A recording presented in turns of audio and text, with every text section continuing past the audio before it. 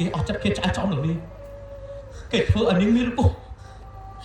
ទៅនាងនឹកឃើញខ្ទមគំរុកទីដល់ថោកទីនេះមែនទេខ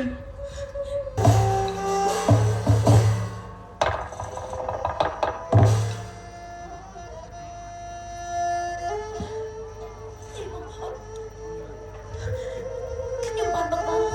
ខ្ទមកំសត់នេះខ្ញុំធ្លាប់នៅប្រាក់មិននៅផ្ទះទេផ្ទះស្ងាត់ម៉ែខ្ញុំមកដល់ផ្ទះខ្ញុំស្រមៃនៅថ្មីណាស់ម៉ែក្រែដែលខ្ញុំនៅជុំម៉ែជុំប៉ុណ្ណឹងខ្ញុំខ្លាចនឹងហើយចុងក្រោយរបស់ខ្ញុំអត់បានមកដល់ទីនេះម៉ែស្លាប់កូនអត់បានក្រាបសូមកម្មាទោសពីម៉ែទេម៉ែស្រឡាញ់ខ្ញុំទុកដាក់ឲ្យកូនឲ្យញាតិដឹងលើតែទីបំផុតខ្ញុំជាស្រីអាស្នាពេលខ្ញុំបានអត់ទៅនេះខ្ញុំស្រមៃឃើញក្រុមជាហានដែលខ្ញុំធ្លាប់ជួបអត់មកទៅប្រជាមួយពុករស់នៅផ្ទះកូនអើយអត់មកអត់ទេកូនអើយជប់សិនស្ដាប់ហើយណាកូនមិនមែនមិនទេនេះគឺម៉ែម៉ែខ្លាចម៉ែបាត់ភ្នែកអត់បានប្រាប់ឲ្យកូនស្គាល់ម៉ែនៅមានជីវិតទេតែបងប្រាប់ថាម៉ែស្លាប់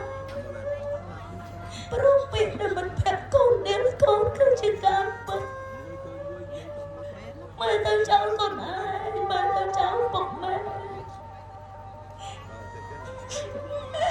អភ័ព្វកុំស្អប់ម៉ែសុំទោសអត់ស្អប់ម៉ែ